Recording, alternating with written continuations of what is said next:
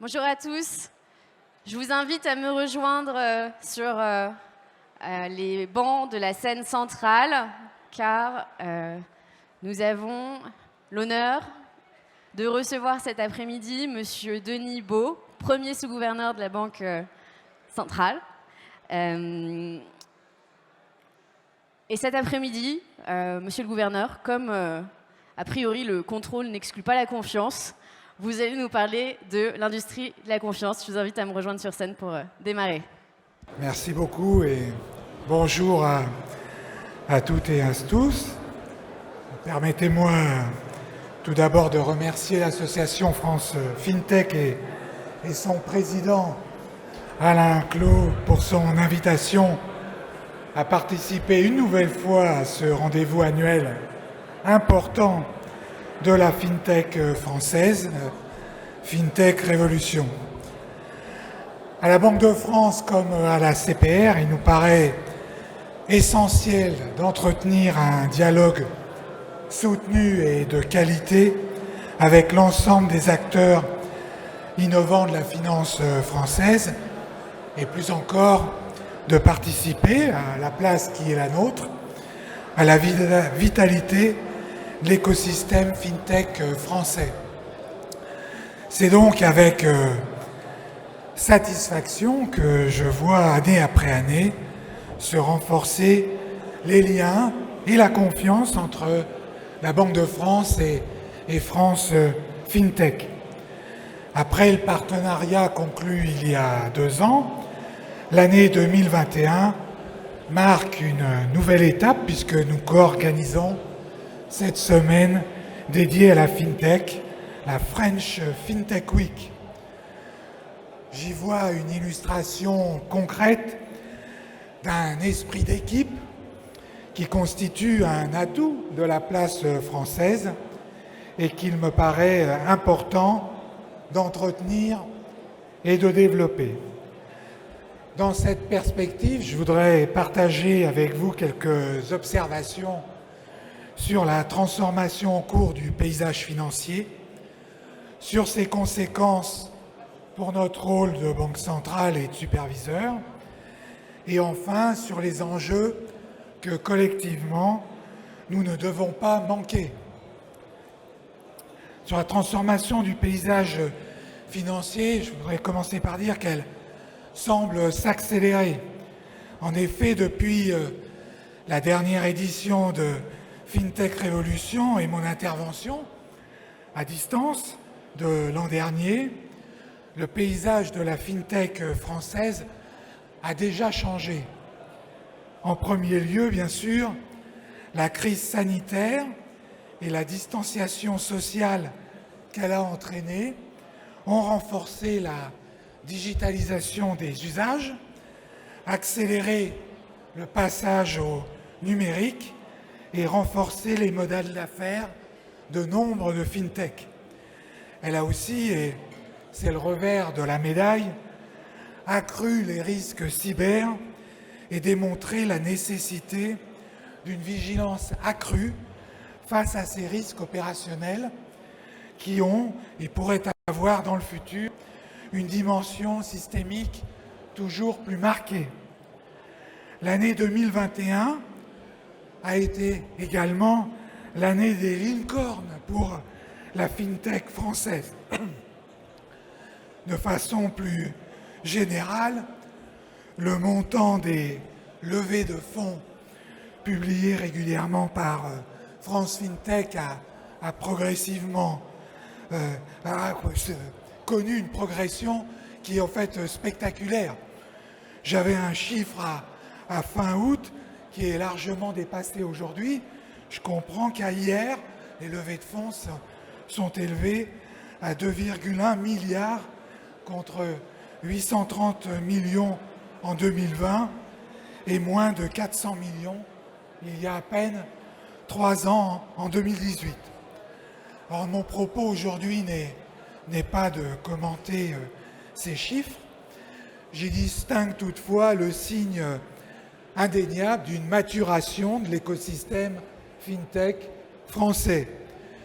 Une maturation et une diversification car au moment où nous voyons croître les premiers acteurs de la FinTech française, nous continuons d'assister à un foisonnement de nouveaux projets, de nouvelles idées, de nouveaux cas d'usage. Dans la SurTech, le paiement fractionné, la plateformisation des services ou les prémices de la finance ouverte, l'open finance, pour ne citer que quelques exemples. Du côté de la technologie blockchain également, le monde a beaucoup changé en un an, avec un intérêt marqué pour la finance décentralisée, le succès des cas d'usage liés au NFT, sans oublier les premiers heurts, entre guillemets, parfois spectaculaires, entre ces nouveaux écosystèmes et les autorités de régulation dans des pays aussi différents que la Chine ou les États-Unis. Face à ce monde en mouvement, quel positionnement pour nous, banque centrale et superviseurs du secteur financier? En premier lieu, pour être pertinent dans un monde en mouvement, il faut savoir distinguer ce qui ne change pas.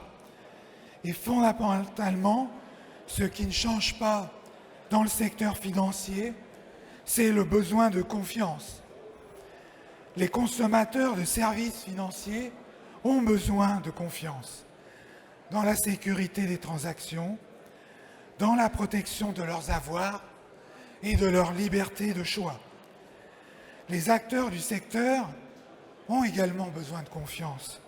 Confiance entre eux, car ils restent interdépendants. Confiance dans les règles du jeu, c'est-à-dire dans les conditions réglementaires dans lesquelles ils pourront exercer leurs activités. Les banques centrales et leurs supervisés, les superviseurs, ont à l'évidence un rôle à jouer pour maintenir cette confiance sous toutes les formes que je viens d'évoquer. À cet égard, je voudrais partager avec vous 3 convictions. Premièrement, les mécanismes de la confiance ne pourront pas être remplacés par la confiance algorithmique, entre guillemets, c'est-à-dire par des règles du jeu qui seraient codées une fois pour toutes et dont le respect serait confié à des algorithmes, fussent-ils encapsulés dans des smart contracts. Les forces qui poussent vers une décentralisation de la finance feront-elles disparaître les relations déséquilibrées, les mécanismes de gouvernance défaillants, la concentration de risques opérationnels, d'attaques cyber? À mon avis, la réponse est non.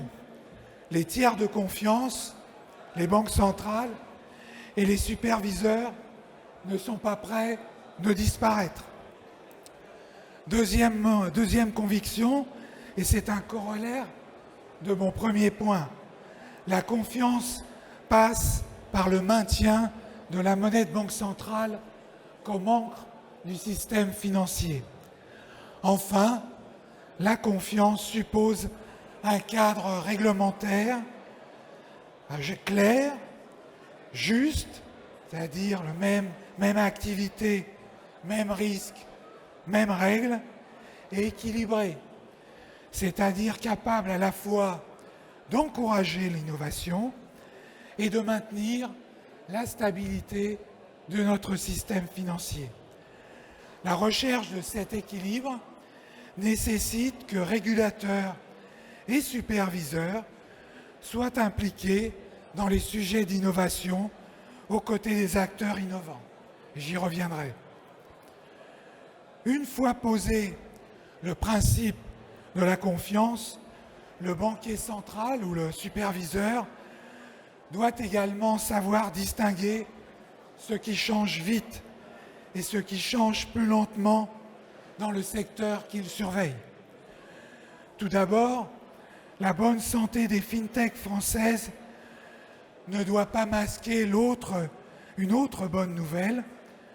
Le monde bancaire traditionnel est résilient et utile. Il a montré sa robustesse pendant les 2 grandes crises traversées depuis le début du siècle.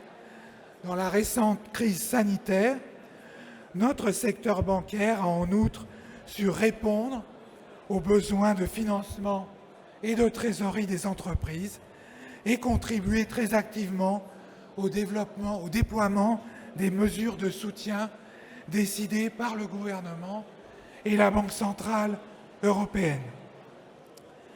La question qui se pose pour l'avenir est celle de l'hybridation de ces acteurs traditionnels et des acteurs dits disruptifs, plutôt que celle du remplacement des uns par les autres. Dans la redistribution des cartes qui s'annonce, il y a donc un espace pour la coopération comme facteur clé d'évolution. À ce stade, je me dois de mentionner le rôle à venir des big tech. Je ne m'étendrai pas sur cette question, sur laquelle la Banque de France s'est exprimée de nombreuses fois. J'observerai simplement ici que l'entrée des big tech dans le secteur financier européen ne s'est pas faite à ce jour de façon ni rapide ni fracassante. Pour autant, la maîtrise technologique des big tech, leur intérêt pour le secteur financier, leur base de clients colossale en font des acteurs clés des transformations à venir. Les régulateurs doivent naturellement en tenir compte. Je voudrais donc évoquer un dernier domaine d'évolution à venir, celui des bonnes pratiques. Indispensables à la confiance, elles sont souvent plus lentes à se mettre en place que les innovations elles-mêmes. En la matière, nous avons, nous, superviseurs, un rôle à jouer. Au-delà de la simple édiction de règles et du contrôle de leur mise en œuvre, nous pouvons contribuer à la mise en œuvre de pratiques saines dans les nouveaux modèles d'affaires. Je donnerai comme exemple le travail accompli par la CPR avec des représentants des prestataires de services en actifs numériques, les PSAN, sur l'application des règles de lutte contre le blanchiment de capitaux et le financement du terrorisme au secteur des cryptoactifs. Comme vous l'avez compris, avec ces exemples, à la Banque de France et à la CPR, nous ne concevons pas notre action sans les interactions avec l'écosystème financier innovant que, pour une large part, vous représentez. Ce qui m'amène à mon dernier point. Quels sont les enjeux que nous ne devons pas manquer collectivement ? Je voudrais souligner particulièrement ici les enjeux liés à l'encadrement réglementaire de la transformation du système financier. La stratégie pour la finance numérique, publiée par la Commission européenne, a déjà 1 an. Et la feuille de route comporte de nombreux projets bienvenus et structurants pour l'avenir. D'ores et déjà, les discussions sur les projets que sont MiCA et DORA illustrent la nécessité de confronter les connaissances, les réalités opérationnelles et professionnelles et les objectifs généraux de maîtrise des risques pour atteindre l'équilibre entre innovation et stabilité financière dont je parlais tout à l'heure.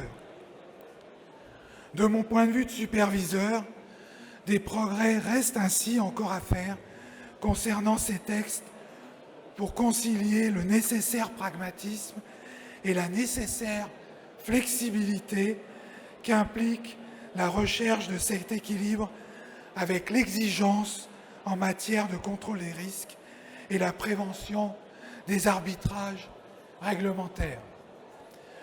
Mais les chantiers qui s'ouvriront demain ne sont pas moins capitaux. Je pense en particulier à l'encadrement du développement de la finance décentralisée, de la DeFi ou DeFi en anglais, pour lesquels les cadres de régulation habituels se heurtent à l'absence d'émetteurs ou de prestataires aisément identifiables dans un environnement régi par des protocoles exécutés de manière automatique, sans intermédiaire, et l'absence de juridiction de rattachement pour les services proposés. Pour construire la confiance dans l'industrie financière de demain, il nous faut donc parcourir ensemble une double courbe d'apprentissage. L'exploration du potentiel de transformation des nouvelles technologies sur le secteur financier et l'identification concomitante des principes réglementaires de gouvernance et de bonnes pratiques qui doivent accompagner cette transformation. À cet égard, je ne soulignerai jamais assez l'intérêt que représentent pour nous les expérimentations que nous avons menées récemment avec le secteur pour nos activités de mise à disposition de la monnaie que nous émettons comme Banque centrale, comme pour nos activités de superviseurs des banques et des assureurs. La Banque de France a ainsi mené 9 expérimentations de monnaie numérique de banque centrale dite de gros entre mi-2020 et aujourd'hui. Et la a conduit cette année, après son rapport sur la gouvernance des algorithmes de juillet 2020, qui esquisse les principes du bon usage de l'IA dans le secteur financier, son premier tech sprint pour tester en pratique le marché sur la notion d'explicabilité des algorithmes. Et l'expérience, je crois, a été aussi riche d'enseignements pour les participants qui ont été sensibilisés aux attentes de l'autorité de contrôle que pour la CPR elle-même qui a vu émerger des méthodes et des pistes extrêmement prometteuses pour une future IA de confiance. Pour conclure mon propos, je voudrais revenir sur l'atout que représente l'esprit d'équipe de la place française par lequel j'ai commencé avec une assurance et une invitation. L'assurance, c'est que notre ouverture à la Banque de France et à la CPR sur l'écosystème innovant continuera à guider notre action et notre stratégie dans les années à venir.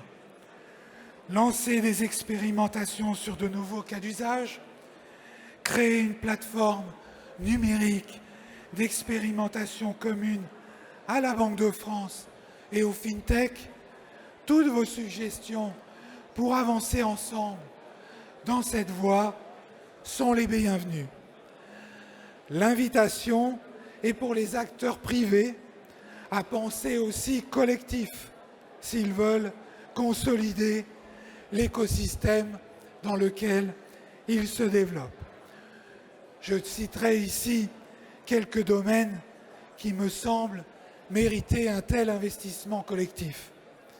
Le partage des données, dans le respect des principes du RGPD, naturellement, les questions d'interopérabilité, par exemple, dans le monde foisonnant des blockchains et de la finance décentralisée, le développement de standards, voire de techniques de certification, et dans le domaine de la sécurité, de l'usage de l'IA, sans oublier, last but not least, la préparation à la transition énergétique et le développement d'une finance verte.